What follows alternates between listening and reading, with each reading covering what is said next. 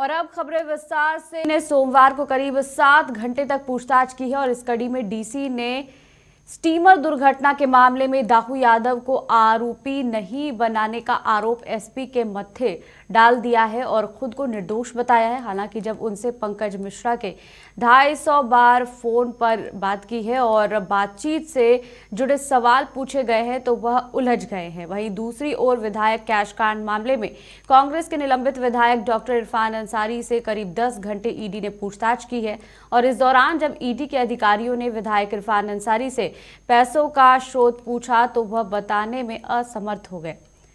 तो लगभग 10 घंटे तक पूछताछ हुई है।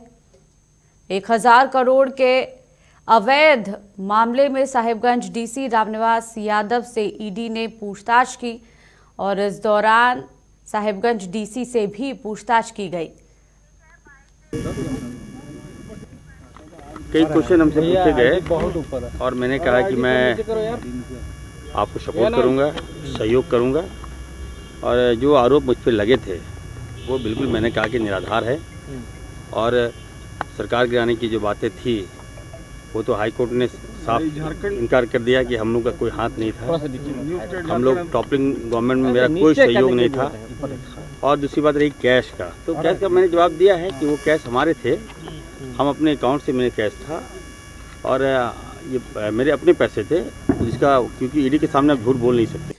और साहिबगंज डीसी रामनिवास यादव से पूछताछ में बड़ा खुलासा हुआ है। डीसी ने साहिबगंज एसपी और डीएमओ विभूति कुमार पर आरोप लगाए हैं। वहीं डीएमओ विभूति कुमार करवाता था अवैध खनन, ये कहना है उनका। साथ में साहिबगंज एसपी नहीं करते थे कार्रवाई, ये भी कहा है। साहिबगंज एसपी ने दाहू यादव के खिलाफ कार्रवाई क्यों नहीं की, उनसे पूछिए।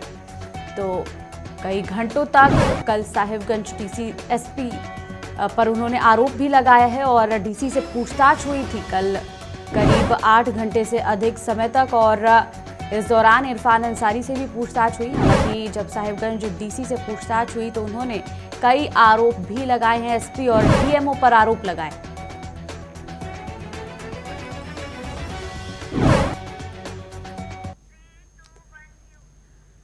और खबर पर ज्यादा जानकारी के लिए रुख करेंगे वरिष्ठ सहयोगी पंकज प्रसून का। पंकज, कल साहिबगंज डीसी से 8 घंटे से अधिक समय तक पूछताछ हुई, क्या कुछ बातें सामने निकल कर आई है?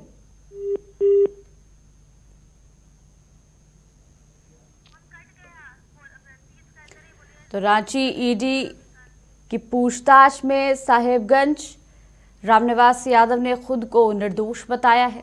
तो एक बार फिर से संवाददाता से कोशिश करेंगे जुड़ने का।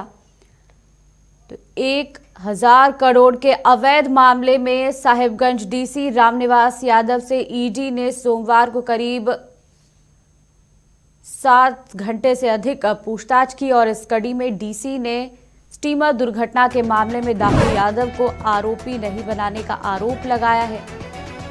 साथ ही साहिबगंज डीसी ने डीएमओ और एसपी पर सवाल खड़े किए हैं। कैश कांड मामले में भी पूछताछ हुई है।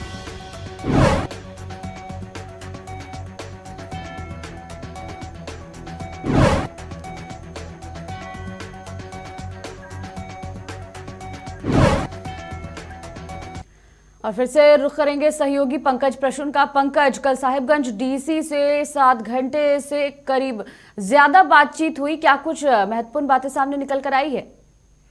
देखिए अनुजा, साहिबगंज डीसी रामनिवास यादव से करीब 7 घंटे तक ईडी के अधिकारियों ने पूछताछ की।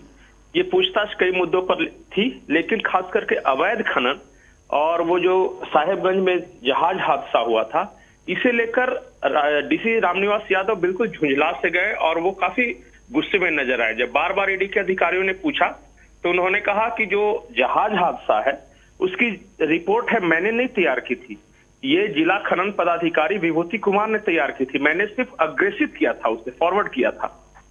तो उन्होंने पूछा कि ये गलत रिपोर्ट आपने कैसे फॉरवर्ड कर दिया? तो उन्होंने कहा कि होता है, कभी आप पूरी तरह नहीं पढ़ते और आप उसको आगे उच्चाधिकारियों को बढ़ा देते हैं। दूसरी जो महत्वपूर्ण बात उन्होंने ये कही कि जब अवैध खनन के बारे में पूछा गया तो उन्होंने कहा कि आप बार बार हमसे सवाल क्यों कर रहे हैं, आप वहां के एसपी से क्यों नहीं सवाल करते जो कि अनुरंजन किस्पोट्टा है। तो बोले क्या उनसे सवाल करें? तो जाके आप एसपी साहब से ये सवाल कीजिए कि उन्होंने दाहो यादव के खिलाफ वो हादसे के बाद एफआईआर क्यों नहीं करने दिया। यही सब करके वो काफी मतलब कल जो रामनिवास यादव जो हैं साहिबगंज के डीसी, काफी कड़ाई से उनसे पूछताछ हुई और उन्होंने लगभग जो भी गलतियां हैं उसकी जिम्मेदारी दूसरों के मत्थे मढ़ने की कोशिश की, खास करके साहिबगंज के जो एसपी हैं अनुरंजन किस्पोटा और जो डीएमओ है विभूति कुमार, उन दोनों पर। बिल्कुल। और कल पंकज इरफान अंसारी से भी पूछताछ हुई थी, उनसे जब पूछताछ की गई तो क्या कुछ बातें सामने निकल कर आई? देखिए अनुजा, इरफान अंसारी मामले में वैसे तो वो हमेशा कहते रहे कि मुझे फंसाया गया है, मैंने किसी सरकार गिराने की कोशिश नहीं की, लेकिन दो सवाल ऐसे थे जो कि टेक्निकली जहां पे वो थोड़े फंसते दिखे। ईडी के अधिकारियों ने उनसे ये पूछा कि आप गुवाहाटी किस कारण से गए थे, आप कारण बताइए। तो इस सवाल का जवाब वो सही ढंग से नहीं दे सके। और दूसरा सवाल ये था वो पैसों का स्रोत जो इन तीनों विधायकों के पास पकड़ा गया था, ये पैसे कहां से आए थे, ये कैश आप कहां से ला रहे थे, उन पैसों का स्रोत क्या है, आप डिटेल्स दे दीजिए। वो रिटर्न में डिटेल्स चाहते थे ईडी के अधिकारी। ये दोनों सवाल का जवाब नहीं दे सके, इन दोनों सवालों पे फंसते नजर आए। हालांकि इरफान अंसारी ने कहा कि मैं वही बताते रहे ईडी के अधिकारियों को भी कि मैंने कभी सरकार गिराने की कोशिश नहीं की। उन्होंने जो जयमंगल सिंह था उनके बारे में कहा कि जो आदमी जीरो है उसे पार्टी ने हीरो बनाने की कोशिश की, और जो सही में असली हीरो है कांग्रेस पार्टी का उसको जीरो बनाने की कोशिश की। ये बाद में मीडिया के सामने आकर उन्होंने बयान दिया। तो जाहिर है वो एक तो जयमंगल सिंह के खिलाफ बोल तो रहे हैं, लेकिन इन दोनों सवालों का कि पैसे कहां से आए, उसका स्रोत क्या है, गुवाहाटी क्यों गए थे, इन दोनों सवालों का समुचित उत्तर नहीं दे सके। बिल्कुल, बहुत बहुत शुक्रिया पंकज तमाम जानकारियों के लिए। तो कल विधायक डॉक्टर इरफान अंसारी से लगभग 10 घंटे तक पूछताछ हुई, जिसके बाद इरफान अंसारी ने कहा कि वो ईडी के सभी सवालों का वो जवाब दिए हैं, साथ ही कई सवालों के जवाब में वो लड़खड़ाते हुए भी नजर आए। और इधर साहिबगंज डीसी से भी ईडी ने पूछताछ की, जिसके बाद उन्होंने डीएमओ और एसपी पर आरोप लगाया।